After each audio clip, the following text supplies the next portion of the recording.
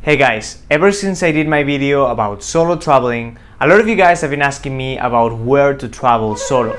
So in this video, I'm gonna give you my 10 favorite places to travel alone. Let's start with Thailand. I traveled there all by myself in the beginning of 2020, and it was just that extraordinary, backpacking adventure I was looking for. I traveled for a whole month with my backpack. I went island hopping. I went to cities like Bangkok with, the most amazing cuisine ever. I went to more of a wild area in Chiang Mai, Khao Sok. And the best thing about Thailand is that it's just so affordable, especially compared to destinations in Europe or the US. Once you pay the flight to get there, which would be the biggest costs, everything goes really smooth. You can pay 3 to 5 euros to stay in a hostel and 8 to 15 euros a night to stay in your own hotel room. Transportation around the country, it's so easy, so efficient and so cheap too. Now you may not have a month, to travel all around Thailand, but that's okay because the next destination is Belgium. This is a very small European country with amazing connectivity. So you can move around the country and visit cities like Brussels, Bruges and Antwerp in just about 4 or 5 days, especially if you are in Europe. Belgium is one of the cheapest countries to travel to. So yeah, you can find really cheap flights there. It's an amazing historical trip. You're gonna have a lot of fun. There's a lot of travelers too. And it's just so beautiful. Next, we are moving to the US, and this is my favorite city for first-time solo travelers. San Francisco is so much fun to explore. It has this very unique urban design. It's built over these really steep hills, so you have this kind of twisted streets everywhere and very unique architecture. You have people from all over the world traveling to San Francisco or living in San Francisco, and it has this kind of open mentality where, at the end of the day, it's the birthplace of the hippie movement. Here you can have a burger in In-N-Out. You can explore the biggest Chinatown in the US. You can go for a ride on the famous cable cars. One thing is for sure, you won't get bored in this city. There's so much to do. Now we're moving to Asia and we're going to Kuala Lumpur.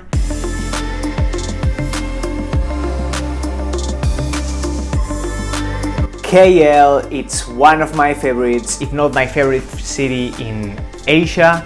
It's such an amazing cultural hub of, you have all kinds of religions. You have Muslim, you have Buddhist, you have Christian, you have Hindu. And it's all this mix of cultures, of Asian cultures especially, together. You can do so much in Kuala Lumpur. There's a theme park inside a mall with a roller coaster. There's the incredible Petronas Towers, which is the tallest building in Southeast Asia. You have so many places to have food. It's not a city that is in the tourist radar, so you won't find many tourists. But if you're traveling to a hostel or a place where there's lots of travelers, you won't have a problem meeting people, which I can actually link to one of the main topics of my Why Travel Solo video, which you can watch right here. And that is that, traveling alone doesn't mean that you're gonna be all by yourself. While traveling alone, you can actually make great friends. And this is exactly what happened to me here in Malaysia. The next one is in Europe, and it's going to be Budapest. This was one of my biggest surprises ever. I went there without many expectations. I didn't know what to expect from Budapest. And what I found is a city that has this kind of weird mix of incredible palaces and mansions, most of them built during the golden era of Hungary around the 18th century. And then this kind of chaotic atmosphere. It's just all over the place, and this is one thing that I really liked about Budapest.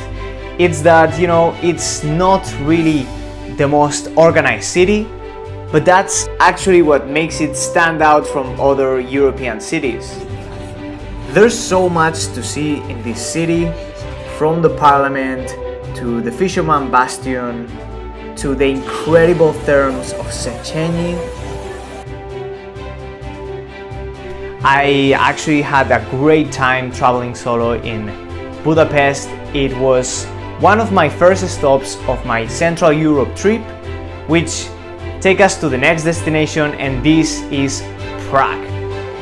This is a great city with so much to do. It has the amazing monastery, which was my favorite site in Prague. It's on a mountain where you can also find this tower that kind of resembles the Eiffel Tower in Paris.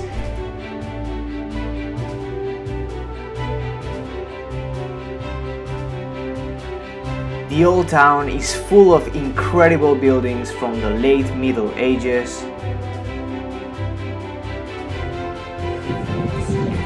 In Prague, I stayed in a hostel for €7 a night. In my experience, Prague and Budapest are two of the most affordable, social, and interesting cities for solo travelers.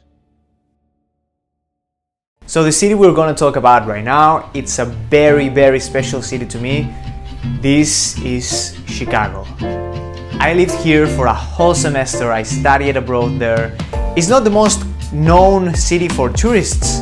I actually didn't know much about Chicago before going there, and I can tell you, I think it's so underrated.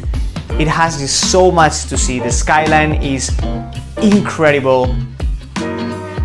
You have to try the deep dish pizza while taking the iconic elevated trains and seeing the beautiful Art Deco buildings from the 20s. One can only help but think about the times of the dry law, you know, the secret bars, Al Capone, the mafias. It has such an amazing history, and just walking around the city, it's just marvelous. It's kind of a similar experience to New York, so they are always compared, but I think that's not fair because New York, it's totally different, and I actually was thinking about putting New York in this list, but I decided to put Chicago because I believe it's a destination that not that many people know. It has less lines, it has some things are cheaper. It's still an expensive city, but one that if you haven't yet, you should definitely put in your bucket list. Now we are moving to another Asian city, and this is Singapore.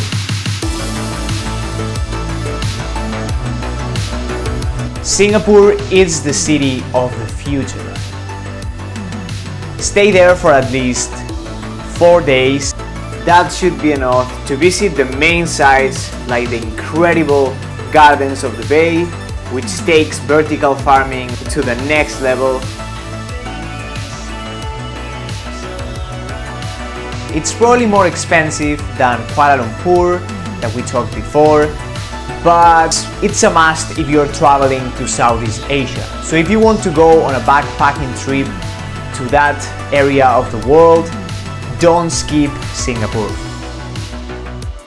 Speaking of places you shouldn't skip, the next destination is usually a layover for travelers going to Asia, and this is Qatar.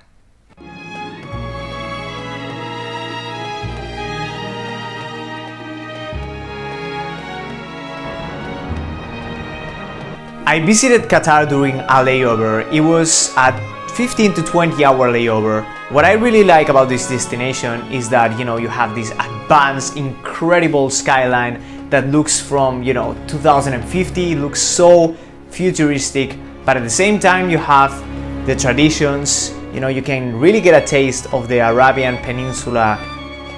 There's actually tours organized tours that come from the airport so tourists can see, you know, the city with a large group of people. But I personally, you know, like to experience things by myself. So what I did is I just took the metro. It was so cheap. This may be the richest country in the world, but it's not really that expensive for travelers. It was a way to see a different part of the world, and it was so accessible, as I said, during this layover. The perfect destination, it's kind of a mix between nature, where you can reflect, and then the city life. And for that, the next destination is amazing. We're gonna talk now about Toronto. Some of my favorite places in Toronto were the Dundas Square, full of life and ads everywhere. And then you have the CN Tower, which is one of the tallest buildings in the world. But the best about Toronto and Canada in general is not just the big cities, but nature. And this is what you can find just by traveling for 1 hour and 30 minutes to the Niagara Falls. The Niagara Falls, it's one of the most beautiful places I've ever seen in my whole life. It's just a spectacle of nature, and I don't want to reveal too much because I'm going to post a whole new video about this place very soon. If it's already posted, you'll see it right here. If not, it's going to be a big video because this place was just magical. So guys, I hope you find that destination that you want to travel to next, especially if you're traveling solo. This was not done in any particular order. If I had to choose one of these destinations, you know, I wouldn't be able to. They are so different, and that is what I wanted to do with this list. Thanks a lot for watching. Make sure to subscribe. If you want to be the first to watch my videos, ring the bell. My name is Fonsi and I do travel videos like this one. And as always, see you in the next adventure.